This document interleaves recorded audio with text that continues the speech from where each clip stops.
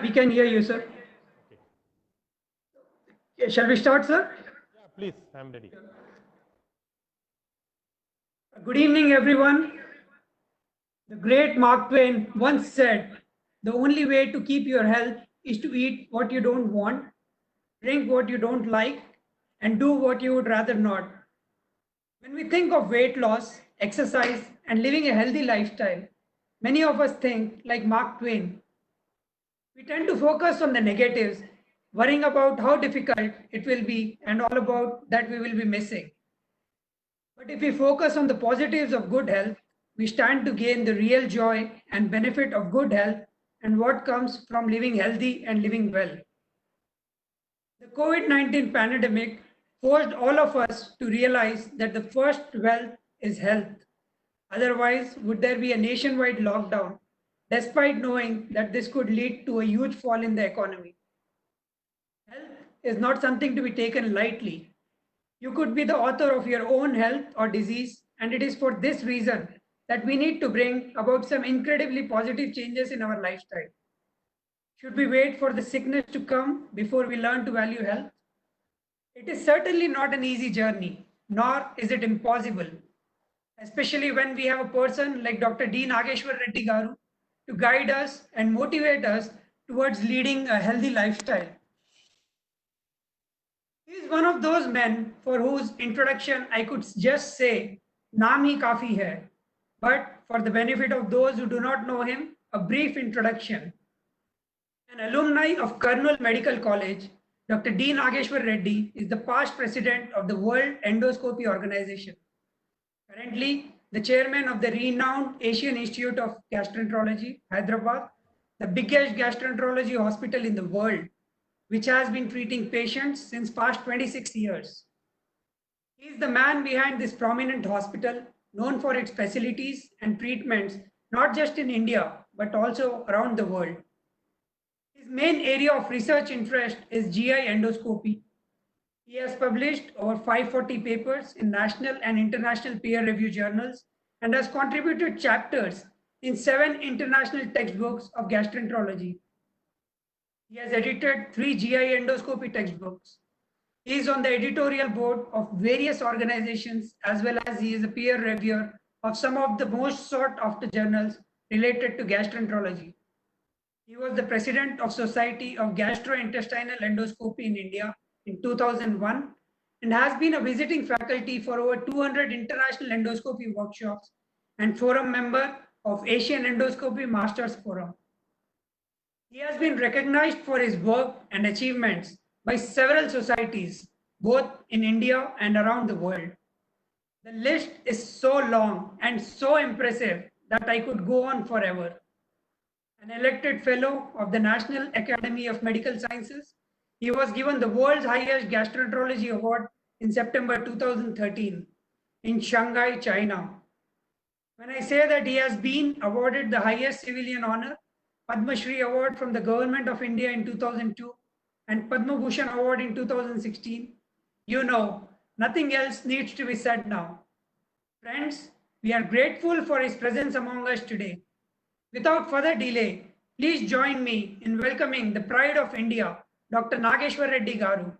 Over to you, sir. Thank you, Sandeep. Thank you very much for your very kind introduction. And I'll also like to thank the CIA Young Indians for giving me this opportunity to talk to you all. So I've been asked to talk about healthy lifestyle and how actually we can improve our lives by proper lifestyle. I think this has become very important, like Sandeep said.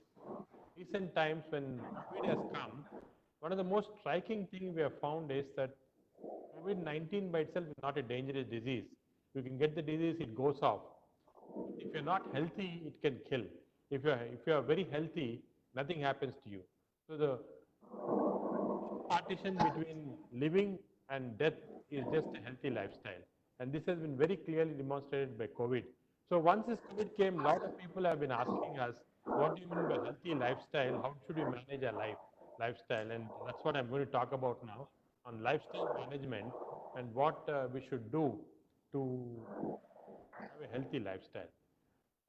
So what I'm going to do is I'm going to tell you briefly the 6 mantras of healthy lifestyle. Before I actually do this, I like to confess that I'm a gastroenterologist. That is somebody who deals with the diseases of the stomach, liver, pancreas, and intestine. So my view, a little biased towards gastroenterology, and we all gastroenterologists believe the center of health is in the stomach, and not in the heart and not in the brain, as others let tell you. So we believe everything, because the reason for this is important is because as any animal evolved in this life, the evolution occurred basically because of what we eat, how this is dispersed throughout the body, and how each organ became stronger because of what we eat. And the whole process of evolution is fittest of survival of whoever gets the right food. So we started like that. So I believe that a lot of importance lies there. And that's a little bias that I have. But I'm going to tell you about the 6 mantras of healthy living. And as I said, let me start by first showing you the gastrointestinal tract. The gastrointestinal tract is predominantly has the liver, the stomach, the small intestine, and the colon. And all our digestion, whatever we eat, not only whatever we eat, but what we do is we eat a lot of rubbish, and many of it contains toxins and so on. All of this is absorbed by the intestinal tract, filtered by the liver, so the body is presented with pure organic substances. So you may eat all sorts of rubbish, but all this rubbish is broken up into either sugars, proteins, or fats in the body. And these three substances are the vital substances which are important for well-being of all of us. They constitute the normal nutrition. So the first mantra that I'm going to tell you about is proper food and eating habits. Now this is something all of you would have read, would have heard. I mean, so many times it's said that you must eat this, you must eat that, and a lot of food fats are there now in the about keto diet. People talk about Atkins diet. People talk about South Beach diet, and so many diets are there. So what is my advice? Now, I've studied this for a long time because I said as a gastroenterologist, I have got a lot of insight into this food nutrition and what is good for us or not. The most important thing is all these diets, so-called fads, are not absolutely right. So-called keto diet, for example, where you're supposed to take a lot of ketosis-related diet, or the Atkins diet, which is totally non-vegetarian diet without any fiber, without any carbs, and so on. These are all very one-sided diets which may work for a short period in reducing your weight. You may feel a little happy, but long-term side effects are there. This diet can cause heart vessels to get blocked. Similarly, these diets can cause severe constipation or intestinal digestive problems can come in. This is one extreme. The other extreme is people who eat all sorts of junk food, fatty food, sweets, and so on. And we definitely know that's not good. But what is important to know is that for all people, the balanced diet is important. Whether it's vegetarian or non-vegetarian, balanced diets is important. And in principle, all of us require about 60 grams of protein. Now, protein, the rich source of protein, of course, is certain non-vegetarian like fish, prawns, chicken, and so on. But also there are a lot of vegetarian diets which are very rich in proteins, like lentils, for example, sprouts, for example. All these contain a lot of protein. So vegetarians also can get enough protein if they have a proper balanced diet. So protein is the most important component of diet, and kindly see that you get enough protein, whatever form. Even vegetarians now take egg, for example, egg white, taking 2 egg whites a day will give at least 20 grams of protein. So even that is good.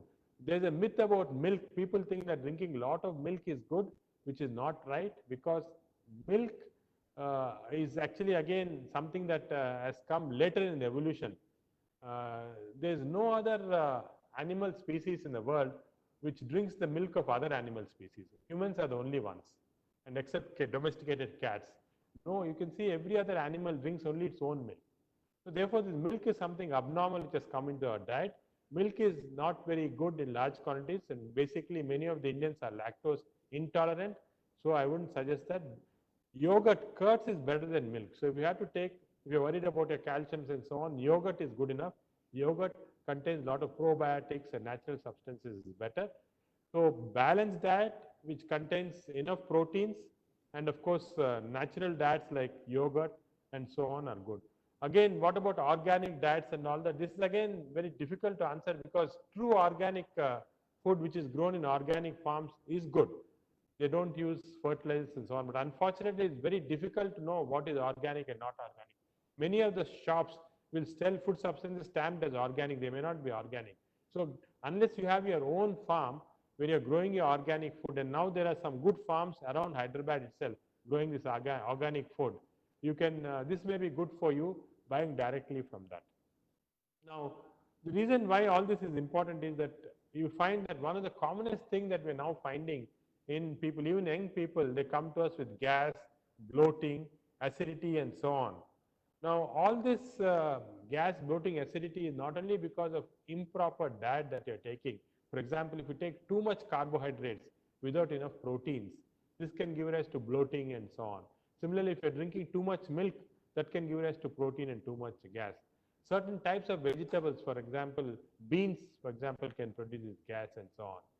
But one of the important components of food, either water or food, which can cause problem in all of us, is this contamination of this food or water with bacteria. I'll come to that a little more later. But one of the things that we see now is that people have shifted completely from regular water to mineral water, water which comes in bottles. It's called a bottle, not true mineral water, but bottled water. This is unfortunate because in all countries, safe drinking water is supplied by the government. India and some of the few underdeveloped countries are the only ones where you can't drink water from the tap. But otherwise, you should be able to drink water from the tap. The so-called bottled water is not mineral water, but water which has gone through RO filter. So in the house, I would suggest that if you have an RO filter, that is sufficient. You don't have to go for truly bottled water because of the cost involved. But drinking direct water from the taps is not safe for several reasons in our situation, mainly because of the infections which are involved. And the infections can be a variety of infection, but the most important one of is Helicobacter pylori. I'll go to that first to tell you that this is infection which is present in 80% of the individuals in India. We have done a number of studies and found this bacteria, green bacteria, what you see here, can be present in water, contaminated food and all. Many of us, even as young people, can develop this. 80% of the Indians harbor this. And what does this do? Once this bacteria goes inside, produces severe acidity, it can produce ulcers. Similarly, it is known to cause cancer in stomach. In fact, this is the most well-known carcinogenic agent. So this is very important that the reason why in India, for example, this part of the world, in Hyderabad and Telangana, we have such high incidence of acidity and cancers is because of contamination with Helicobacter pylori. We can now do a simple test to find out whether there is bacteria in your body, and we can now eliminate this bacteria in 99% of the people with a combination of antibiotics. So this elimination of the bacteria has shown that your whole lifespan increases, acidity goes off, all these problems will get solved. So this is something that people should be aware of. Similarly, a variety of infections can occur because of contaminated food and all. But I want to point out to one specific thing that we found. This is the peanuts. These peanuts are grown in many parts of dry, arid areas in India. As for example, Anantapur area in India, there are a lot of peanuts growing there. We found that the soil there is contaminated with a fungus, Aspergillus, which produces aflatoxin. So aflatoxin is taken, this becomes contaminated. These peanuts are stored in humid atmosphere in godowns which are not air conditioned. Aflatoxin enters the peanuts, and eating contaminated peanuts, we have found a large number of patients coming to us with liver disease, liver cancer, and so on.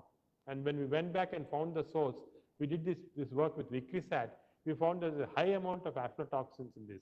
And not only in this, these peanuts are made into cakes and given to our cattle, cows and buffaloes to drink, and the milk from that can also contain these aflatoxins. Unfortunately, found that small children drinking this milk can develop diseases because of this. So this is very unfortunate. So you have to be careful about the source of our milk, and I told you before itself, you don't have to worry about drinking too much milk. The other problem that as a gastroenterologist you should avoid because of not eating uncontaminated food. At least see that the food that you eat is boiled well.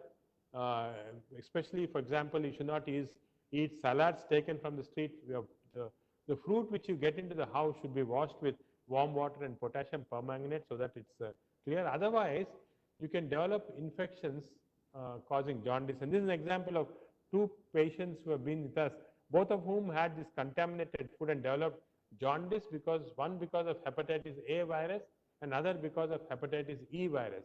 Both these viruses are transmitted by contaminated food, especially food eaten from the stalls on side of the roads, food where flies are on the food, water which is not properly treated. All this can give rise to this, and very important, because once you get this jaundice, your liver becomes weak and rest of your life you're suffering with these problems. The other cause of jaundice that we have is caused by hepatitis B virus. And this is a dangerous virus, just like the coronavirus, enters into the body either through the bloodstream or through other things. And this virus can now be prevented by a vaccine. And this is something I want to recommend, because if you don't take this vaccine, if you develop this virus, you'll develop liver disease like this called cirrhosis, and sometimes cancer in the liver. So I recommend that all of you who haven't taken this hepatitis B vaccine should immediately go to their local doctor. The Indian variety of vaccine called Shanvac is available. It's very cheap. 3 doses have to be taken, 0, 1, and 6 months, and then you're 100% protected against this virus.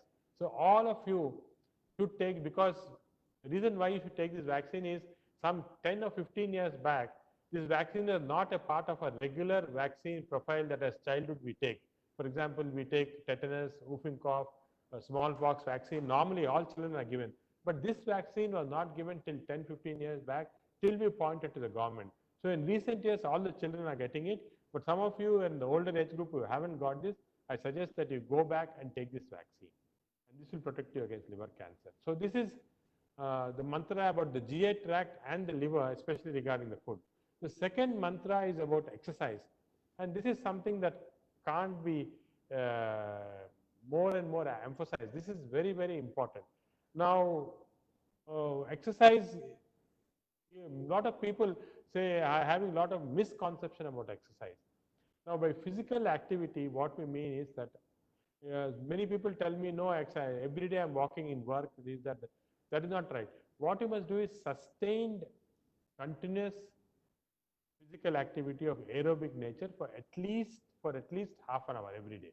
If you do at least for half an hour every day for 5 days a week, it has been shown that this strengthens your heart muscles and the lifespan is prolonged at least by 10 years.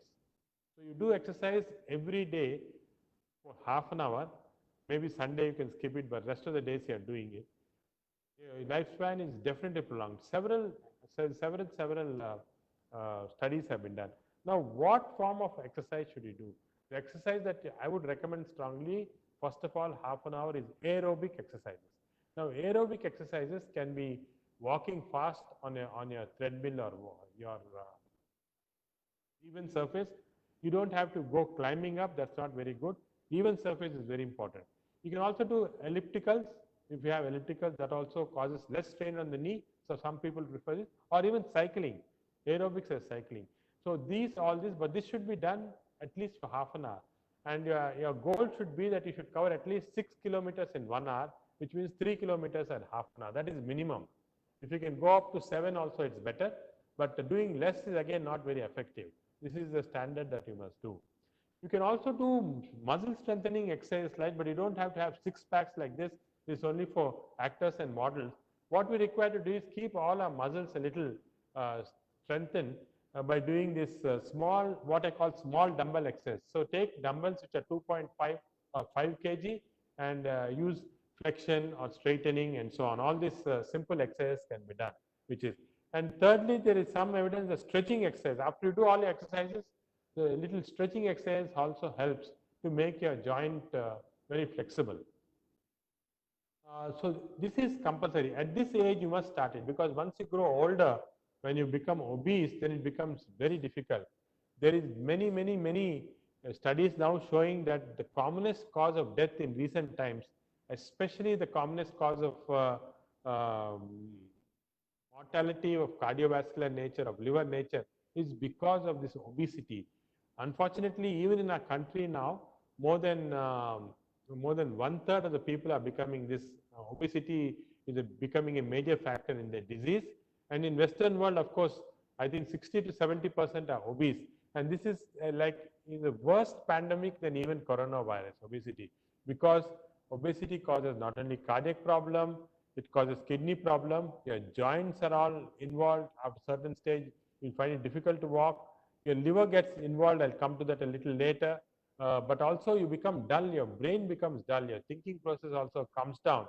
So all these things are a byproduct of obesity. So do you want to have all this? No, you don't want to have this. And simple way of preventing obesity is only two: healthy diet and right type of exercises. Just half an hour of exercises every day and being a little controlled on your diet is, I think, the mantra to prevent this. Because once obesity sets in, it becomes very difficult. So now obesity we actually calculate by what is called BMI. BMI can be calculated based on your weight and height. So everybody should be within a BMI of 25. So I suggest that you look into the net. They'll tell you how to check your BMI, your weight by height, how it should be checked. Check your BMI. If your BMI is more than 25, you should consult a local physician to get it done. If it is more than 30, this is risky. And nowadays we are resorting to all types of procedures, endoscopic surgery to get it down, because it has been found that if your BMI goes to more than 30, all this exercise, diet and all are not so effective. So before it goes to above 30, kindly act now and take notice, because if you don't do that, not only heart disease, which you know can occur, but it has been shown that cancers also are very high. The chances of cancer in obese individuals is much higher than normal individuals, and if obese individuals develop cancer, treatment is very difficult. And one of the important features of malnutrition or having this high amount of obesity, because nutrition is what happens to the liver. So in the first stage, liver fat accumulates in the liver. This fat is dangerous to the liver. It produces fibrosis and then finally produces cirrhosis of the liver. So the major cause of death in obese people, in addition to heart attacks, is because of liver cirrhosis. Liver gets damaged. It's equivalent to drinking 2 or 3 glasses of wine every day, just being obese without even drinking. So this is so dangerous to the liver. That is very important to know. Of course, the third mantra I have to come to is to avoid smoking. Smoking is the worst of all the toxins you have, alcohol, gutka, and so on. Smoking is the worst, because smoking, it has been shown consistently, can not only cause cancers like lung cancer, but can be associated with pancreatitis and so on.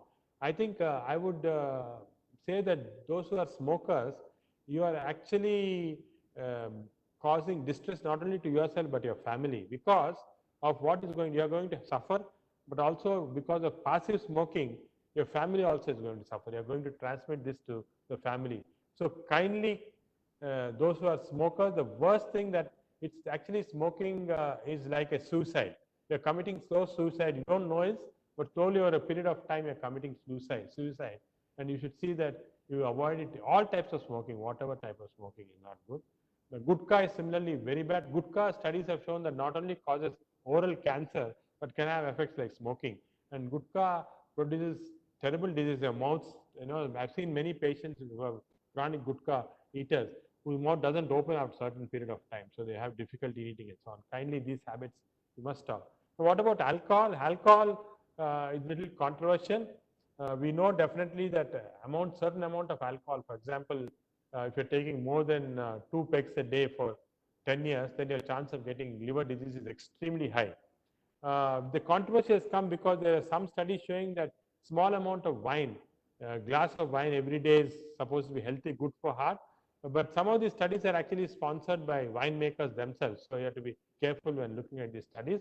But there is some evidence that small quantities of wine may have certain other benefits because of antioxidant properties. But as I said, you have to be very careful about this, the studies that are published in the literature.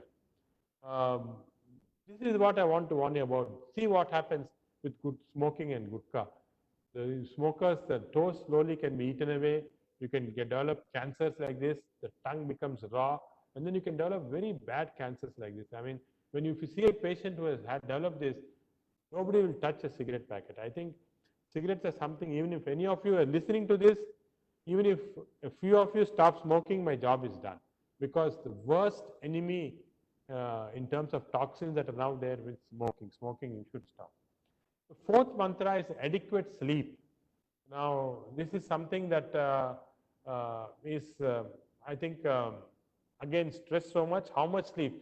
So, there's a big variability in different people who require so much different amount of sleep. But in general, population requires about 8 hours of sleep every day, 8 hours. Some people are okay by 7 hours, some people require 9 hours. So if you take the whole population, there are two different groups of people. Those who require long amount of sleep, 9, 10 hours. Some people who can manage is 5 to 7 hours. Over a period of time, you'll know which group you are, because when you get up in the morning, you should feel fresh.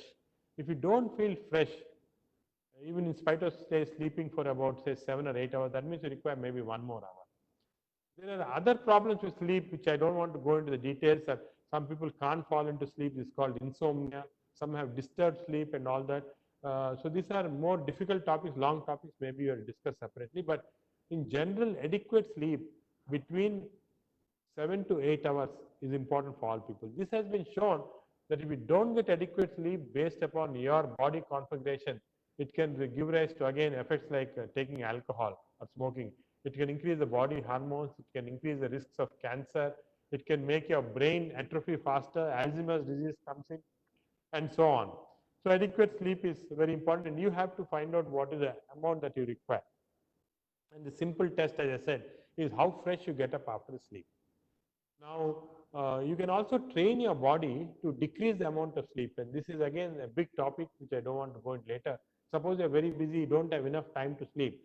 There are certain ways of training your body by meditation and seeing that by 4 hours or 5 hours of sleep, you can get over. So this is done by some professionals. This is something that I can do. But in general, adequate sleep is very, very important. The fifth mantra is emotional stability, and this is where I want to spend some time, because this is where people neglect again. You control your diet, you control your exercise, you stop smoking alcohol, and of course, you're trying to get adequate sleep. That all are controllable within you, but emotional stability may not be. And what is not realized is emotional stability is extremely important for health as such, because a large part of your organs are controlled by your brain. The hormones coming out from as the brain is working, the neurons secrete a lot of substances. They stimulate a lot of organs, the thyroid in your neck, the parathyroid, the pancreas, the adrenals, all of them secrete hormones, and the hormones are controlled by a central master. The master of the orchestra is a small gland in the brain called the pineal gland, which is in the brain. And the brain's emotions in the hypothalamus controls all this. So your whole body's hormones are controlled by the brain. And this emotional stability is very important. That's why our ancient people used to talk about meditation and so on, and now you can do it in several ways, because otherwise you can succumb to a lot of stress-related disease like acidity, ulcers, colitis, and so on. So stress debusting is very important. Of course, I told you about meditation, which again is a separate topic by itself. There are several, I think, good guides available in the net. You can also get a guide, physical guide for yourself, and start doing this. It's nothing but meditation is a state where you become happy. You think you're successful. You get to a state of happiness. And all success in life is measured in your happiness. So we normally talk of success. Success is not being rich. Success is not being powerful. Success is being happy. That is the mantra of success, that if you're happy with what you're doing. So you may just be a small clerk in a bank, but if you're happy with your work, if you're happy with your family, if you have a positive attitude, you're successful. And that positive attitude resets your brain so that you live a life of happiness. So this is, I think, important to realize, because success is not an accident. So I have a lot of people tell me, oh, you're lucky, you're successful, or we tell others, he's lucky, successful, he had a successful parent who made them successful. Success is not an accident. I've seen a lot of rich, powerful people having children who are not happy, who are not successful. They're not successful because they have an attitude which makes them not successful. And this is this attitude is very important, because if you think you can, you can. If you think you cannot, you cannot. If you are right either way, you can say something is not happening, these people, the government is not doing this, this is not happening, and keep grumbling about everybody. So you are right. But if you start trying to change things yourself, and if you're positive, then you're successful. That is what. So other important thing about thing is that you must surround yourself with positive people. If you have negative people, then they got a lot of negative emotions coming. So it's important that any negative people are neutralized in your group, successful. That's the reason why it's very important. All of you should set goals. And these goals, for especially those who are young executives, I call it the SMART goals. The SMART means, first S means specific, M is measurable, A is achievable, R is realistic, and T is time bound. So this is what it means: specific, measurable, achievable, realistic, time bound. For example, all of us should have some amount of ambition, but the ambition should not be like unrealistic. I don't, tomorrow I should not think I'll become Prime Minister of India. Your ambition should be that if you're working as, say, COO of the company, Chief Operating Officer, you want to become the CEO. That's the next step. That should be, so it should be very measurable and very specific, achievable, realistic, and it should be time bound. For example, I want to lose weight. I should not think that I must lose 20 kg by 2 days time. I must say, okay, I want to lose 10 kg, which is optimum for me. It should be done over a period of 4 weeks or 4 months. It should be realistic, and it should be time bound. Whatever you want to achieve, you put a time limit to that and make it realistic and achieve it in small steps. You'll do that, and this gives a positive attitude. The other important thing to have a very good life, to have a very comfortable life, is based on the study, and this is the longest study that has ever been done in humans. It was done over a period of 100 years, almost 100 years, starting from 1938. It was done in Harvard Medical School. The Harvard Medical School, the Department of Psychiatry started a study to see what makes good life. How do you prolong life? How do you make a successful life? How do you make a happy life? So they took all the students who are passing out of the Harvard Business School, which is one of the top business schools in the world, and then measured their quality of life, the length of the lifespan, and various parameters: how rich they were, how poor they were, how much was their other education, what did they achieve in life, and all that. And so if any correlation between the length of the lifespan and the quality of life, did they live a good quality of life? And they found that there is only one thing that correlated with long life and good life, and this was the social interactions. If a person was very social, he was not withdrawn, he was interacting well with his friends, he was having a social life with his relatives, had a group, these people live longer, had a better lifespan. But if you are withdrawn by yourself, lonely, do not interact with others, then you have a shorter lifespan, you have a less successful lifespan. So this is the most important part of the study, and this is what I'd advise all of you to develop a social circle. Have positive people around you, have positive friends, have positive relatives, interact with them. Of course, now in this COVID era, it's difficult to meet people very frequently, but this is going to soon pass. We'll come back to our old lives, and then I think it's very important to interact. Even now, interacting on all this social media is very important. So that's why this social distancing is wrong. It's the wrong terminology that everybody is using. It's physical distancing. We should have social get-togethers, but physical distancing, and physical distancing is more important. Now, the last mantra I like to tell you to have a good lifestyle is avoid doctors. Because again, many people go to doctors frequently thinking with small ailments, little fever, little headache, and this thing. And what happens is you go to a doctor, many of the doctors are very busy like this, seeing many patients at one time. And also, you see, doctor starts on some medication for arthritis. Because the side effect of this medicine, he wants to give some other medicine to protect you from side effect of that medicine. And to protect you from side effects of the third medicine, he gives you medicine. So polypharmacy becomes very common.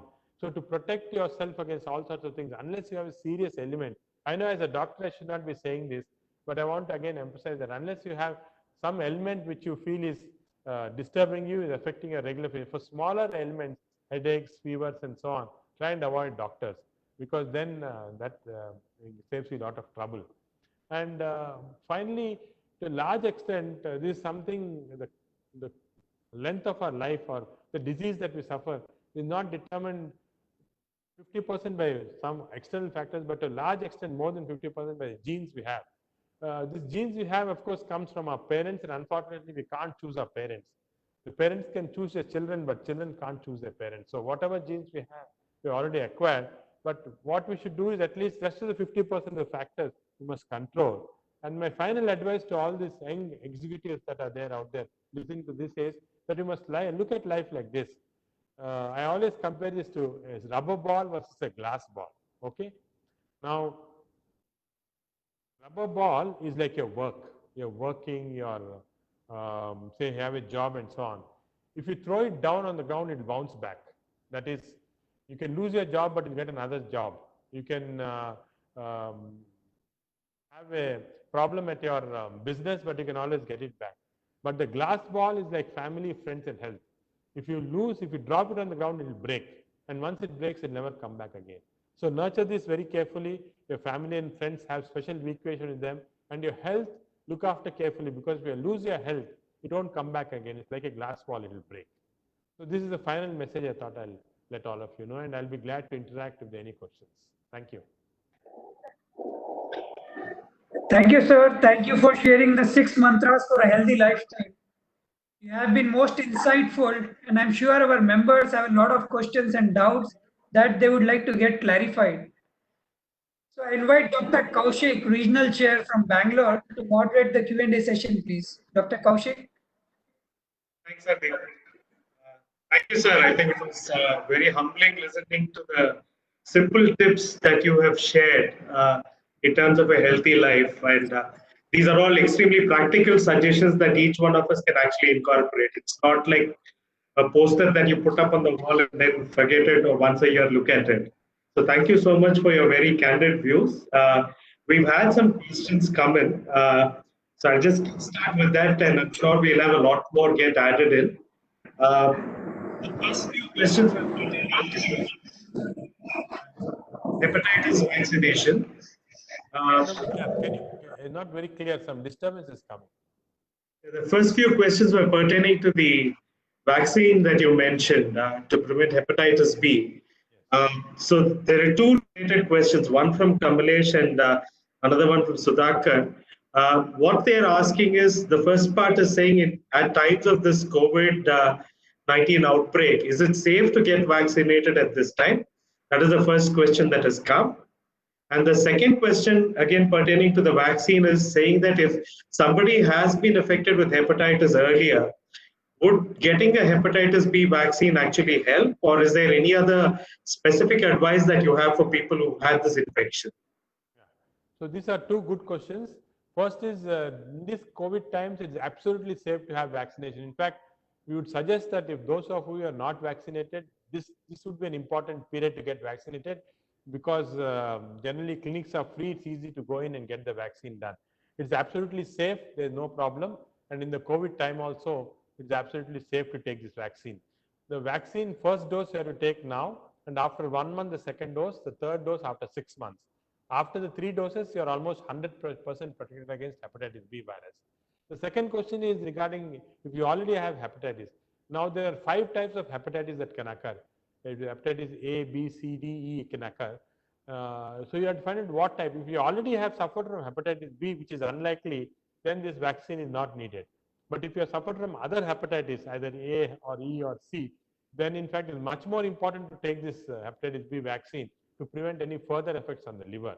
So you can also find out whether you had a hepatitis B infection very simple by a blood test, where you can do hepatitis B antigen test or antibody test that will tell you whether you have hepatitis B virus already you had suffered. If you are not suffered from this virus, better to take a vaccine immediately, because this is a major cause of liver disease and liver cancer in our country.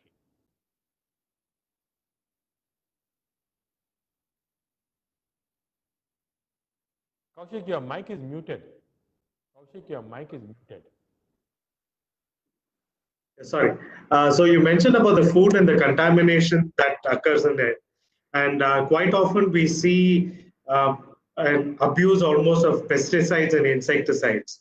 So what are your suggestions for us as an end user that we could incorporate to kind of prevent the harm from these? This is a question from Rachna. Yeah. So this is a good but also a very difficult question. The reason is that this fertilizer, so India went through an agricultural revolution in 60s, 70s. At that time, a lot of fertilizers were used in the soil all over the country. These fertilizers have percolated down into soil to a large extent. And I've had discussion with several agricultural experts. They say to now change the pattern of agriculture is going to be difficult because it will take over 100 years for this to slowly go off and new soil to come in. So it's not so easy to get rid of this, but at least certain dangerous ones which have been used, we can get rid of. Our farming pattern and agriculture patterns have to change, which is again very difficult in terms of political compulsions and so on. But those of you who have access to organic farming, getting things from organic farms, would be ideal way to overcome this rapidly.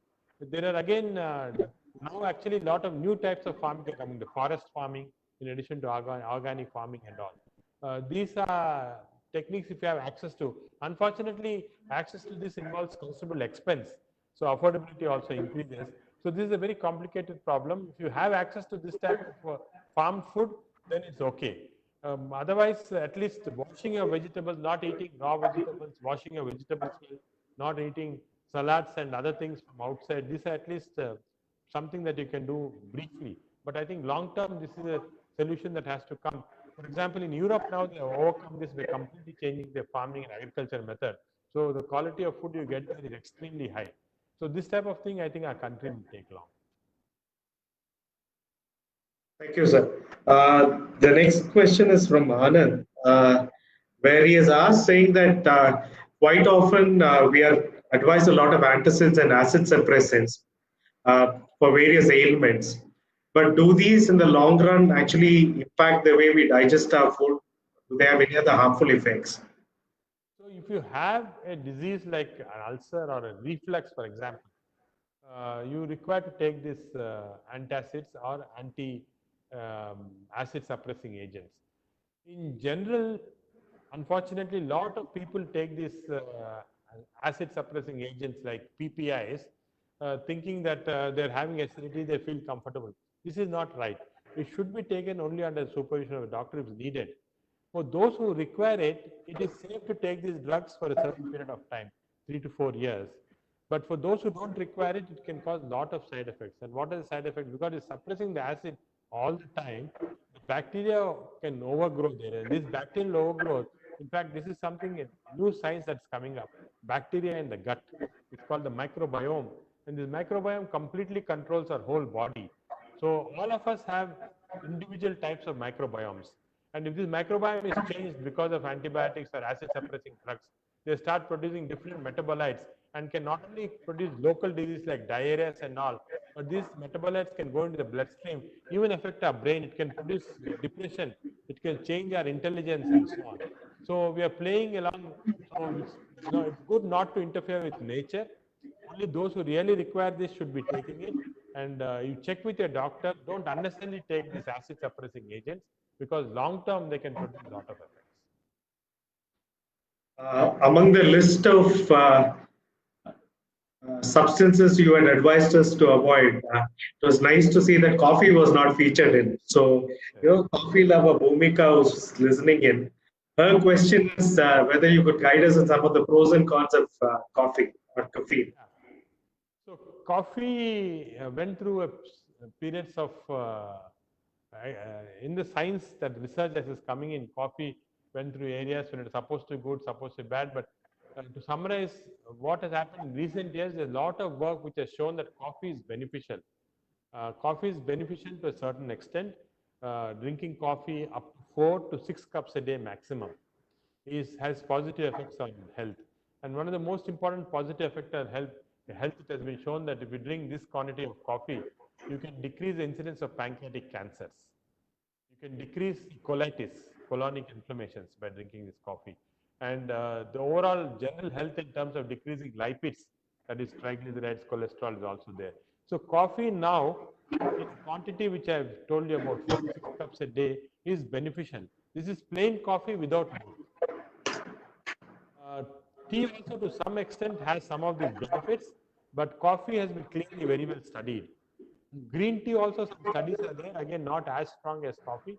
It has been shown to be 6 to 8 cups of green tea a day is supposed to have a lot of positive effects. So all these have positive effects. So for coffee drinkers, this is good news. I would suggest that they should continue with their coffee drinking. So are there, I think Mayura has asked, are there any specific foods that we should incorporate as a part of our daily schedule to kind of enhance our health? No, in fruits or food.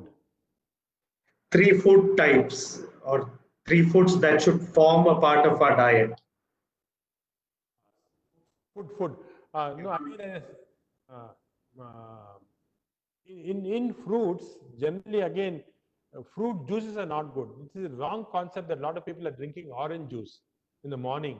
Kindly don't do that. Orange juice came because of the orange juice industry in United States, which promoted it as a very healthy thing, and everybody morning gets up and drinks a glass of orange juice.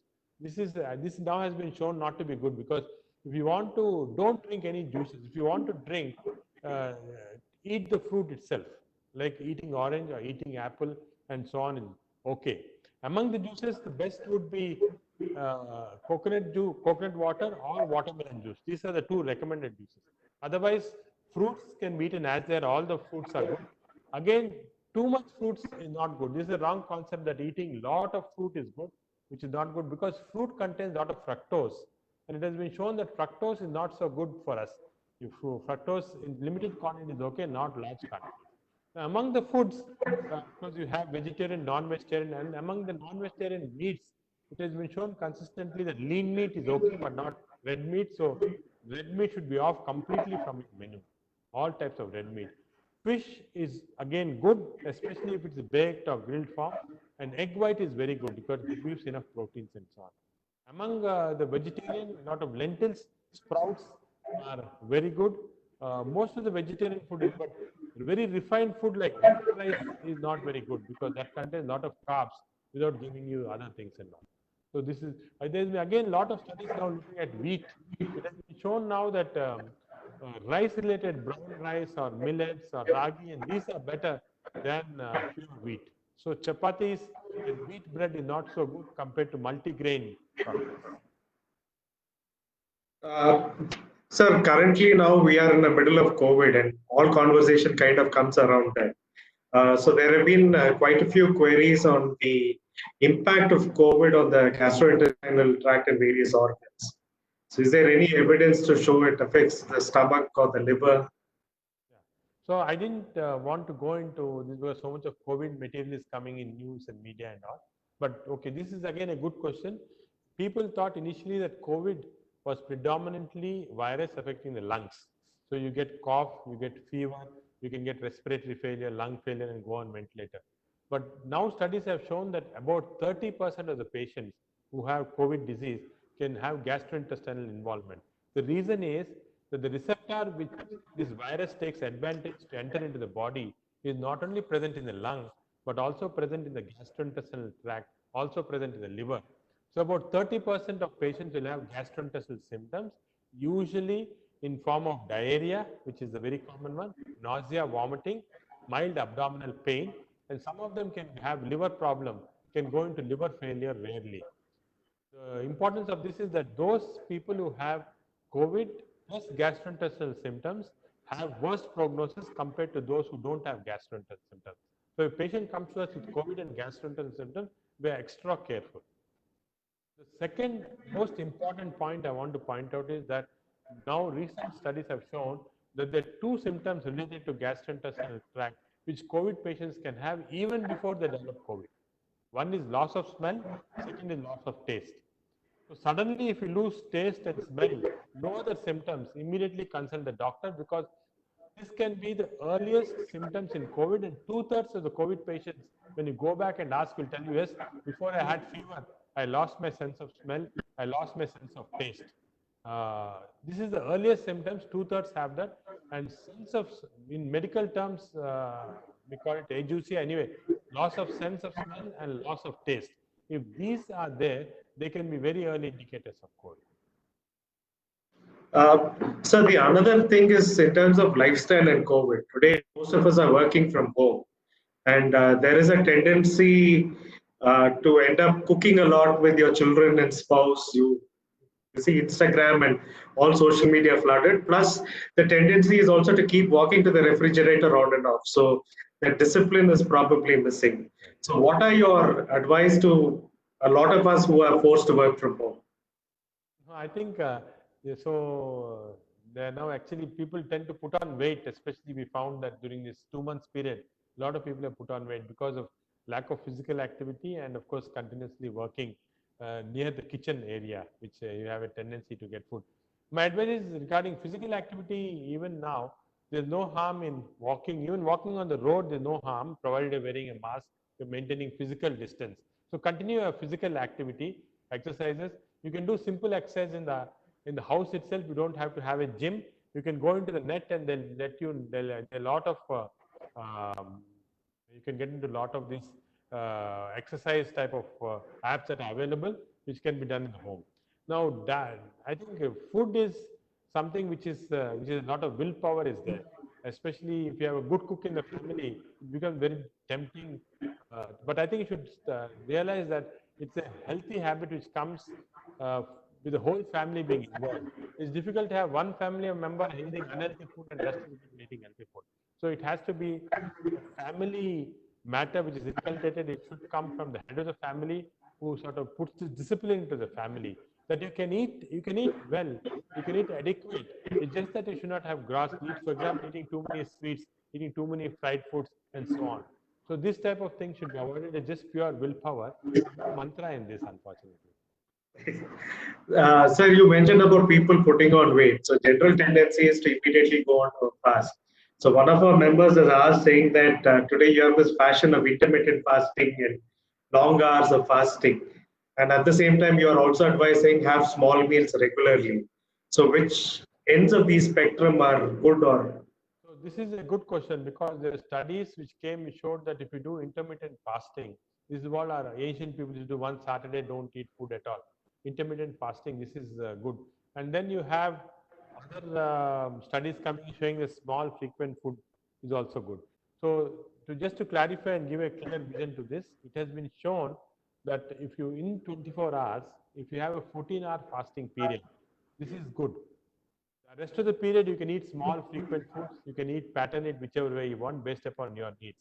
But this 14 hours is a period you must keep away for longer fast. And this is definitely shown to improve the lifespan in animals, and some human experiments are there. Now, that is very easy for us. For example, my suggestion is this simple. You eat your last 6:30 in the evening and eat your breakfast at 8:30 in the morning. So you're not putting much stress on fasting here. This is a natural. So all of you have to shift your dinner time to early part. Make it of 6:30, very early. When you have a 14-hour fasting period, if you're having breakfast at 8:30, again, you're not sacrificing much thing. In between, don't eat very heavy carbohydrate thing. Maximum you can have, say, a glass of coconut water and so on. Of course, plenty of water, no problem. So if you can switch your habit simply to this, at early dinner, with breakfast starting about 8:30, this intermittent fast is you're going to actually cover this. And it has been shown that giving this 14 hours gap is good for the body. Body rejuvenates, a lot of new cells come up. There's a process in body called apoptosis where all the old cells are killed. If you fast for 12 hours, like you normally do, you have a late dinner and early breakfast, 10 to 12 hours, then body doesn't have time for this apoptosis. But if you anything beyond 12 hours, so beyond 14 hours means you're giving body 2 extra hours every day to do this regeneration repair, and body repairs 2 hours is sufficient. So just keep 14 hours intermittent fast every day, and that's good enough.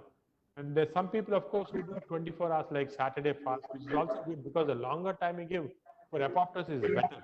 Our old rishis and all used to have this long fasting. Even Mahatma Gandhi, for example, used to fast for days together. And the body becomes lean, and also the body develops mechanisms to repair itself well. But for all of us, this is not easy. I would suggest just 14 hours fast every day, early dinner and breakfast, which is not too early. So if you do this, I think yes, enough. so it's not every day that we get a most eminent gastroenterologists to answer questions. So there are a couple of medical queries that we would like to slip through, sir. These have again come from our members. They're asking if you have any specific advice for somebody who's an hepatitis B carrier. The second question is, do you have a specific advice for somebody who's had to have their gallbladder removed? So regarding hepatitis B carrier, this is again a very complex subject. So I'll just try and again make it simple for you. Hepatitis B carrier state means that you actually had this infection, and this infection did not become serious to cause acute hepatitis, in which case it causes serious liver disease and goes off, or has not caused more chronic disease like cirrhosis or cancer and so on. So that means you're carrying this virus. The implications of a carrier is that although you're carrying the virus and poorly it has not caused any harm, you can transmit this virus to anybody who is close to you, to your wife, to your children, to your parents, and so on. So if anybody is hepatitis B carrier, the first responsibility of this person is to see that all his family members are vaccinated so that they don't develop this virus infection. For himself now, we used to think that carrier state is innocent state, you can leave it alone. But now a lot of recent data has come that carriers can later on in the life develop chronic liver disease, cirrhosis, and even cancers. So all the carriers now, we have what is called a screening program where we check them once in 6 months with a blood test called alpha fetoprotein to see if you're going to develop any serious problem, and the ultrasound scan every year. So every year, ultrasound scan and alpha fetoprotein, and any suspicion of any progression of the liver disease, then we will get a CT scan and so on. We also can now measure the amount of DNA of hepatitis B virus in the body. If the carrier is showing any of this deterioration, we immediately measure the DNA. The reason all this is important is that for a carrier, there is no treatment, not necessary, but if he develops any of this deterioration, there are very good drugs available, but these drugs have to be taken for 4 to 5 years to actually stop this carrier state from progressing. So all the carriers now, we are putting a screening program. This used to be available earlier in Japan, but now in India also we are doing it. Put a screening program, check their alpha fetoproteins, check their ultrasound scans, see them every 6 months. Any progression, we start on these medications that are available to completely decrease the chance of this carrier state progressing. So this is my advice. For those regarding gallbladder surgery is only indicated if there's symptomatic gallbladder stones, or if the patients have large polyps in the gallbladder or the suspicion of cancer. These are the only indications for removing the gallbladder. There are many individuals who come to us with reports when the ultrasound scan shows gallbladder stones but no symptoms. Should we take it out? My advice is you need not take it out. Many people normally have gallbladder stones and they're asymptomatic, we don't do anything. But if they develop symptoms, pain, severe pain, or sometimes jaundice, fever, and so on, these people require to get a laparoscopic cholecystectomy done, which is a simple procedure to remove the gallbladder. The last few questions, sir. We see a lot of advertisements coming in. So I think some of us young parents have this question in terms of children don't like milk. You mentioned about the milk. But then two connected questions that have come in is one, should soy milk or peanut milk, are they better than regular milk? The second, if children want something added in as a flavor to milk, is that okay, not okay, or what is the least of the evils? Again, regarding milk, as I told you, there's a myth that milk is good for growing children and so on. Milk is good, but the problem is too much milk can even produce obesity in children. Actually, if you look at cow's milk or buffalo milk, it contains a very, very rich group of substances, because the calf starts drinking milk and within a few weeks becomes very big. This is because milk contains the substances. And unfortunately now, because I said contamination with aflatoxins and contamination with other hormones, milk can produce these growth spurts even in children. Certainly soya milk, even almond milk are supposed to be good. They have certain advantages compared to standard milk, but the problem is the cost factor involved. The cost becomes much more. In fact, the most nutritious, more healthy milk is milk which is made from peas. It's called the peas milk, which is available in US and Europe as Ripple milk, it's called. It's supposed to be the healthiest milk that's available in terms of growth and so on. You can certainly add any additives to milk, but the milk which is made into a curd, yogurt is probably the best form of milk because that contains a lot of probiotics. Probiotics are also available separately now. You can get it commercially, also probiotics separately. But this type is very good because you give all the additive substances that are there in the milk along with that probiotics also. So I'd encourage, actually, I'd encourage the parents to try and get the children addicted to different types of yogurt or curds.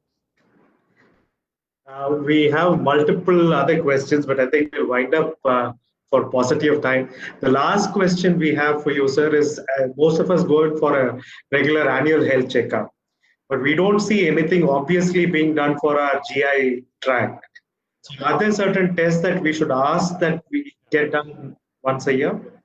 So as I said, unfortunately, the annual checkups are skewed in our country and most places all over the country because they concentrate on heart, your cholesterol level, and so on. And we now realize there's a lot of GI problems which are very important, not checked up. You should see that in all the annual checkups, an ultrasound is included. Ultrasound scan should be included because that is one. And second, you must all, in the annual checkup, you must get hepatitis B, hepatitis C screening. These two viruses, hepatitis B and hepatitis C, can cause disastrous consequences. And simple screening will show whether you have it or not. If you have it in early stage, this can be completely treated. So this should also be included. The third thing that we are now including in your annual checkup should be colonoscopy, screening colonoscopy. The reason this is important is in Western countries, screening colonoscopy has become very important. After the age of 50 years, everybody in US or Europe or Australia have to get the screening colonoscopy done because they have polyps and these polyps turn into cancers. So when they detect them at the polyp stage, they can be removed. And there's now, in fact, very widespread screening colonoscopy in all these countries. And they've shown that they decreased cancer colon remarkably using this. In Australia, if you don't get a screening colonoscopy done, you have to pay a fine of $500 every year. So see, that has gone to that extent. Unfortunately, in our country, that has not been included in the thing. So I think in addition to your health checkup, you must get a screening colonoscopy, a screening ultrasound done, hepatitis B, hepatitis C virus done. And if you have any family history of, say, GI cancers, acidity, ulcers, and so on, it may be worthwhile to get even a screening endoscopy done to rule out the possibility of early cancers or ulcers. So these are all should be included as a part of your health checkups. So, thank you so much for patiently answering all our queries.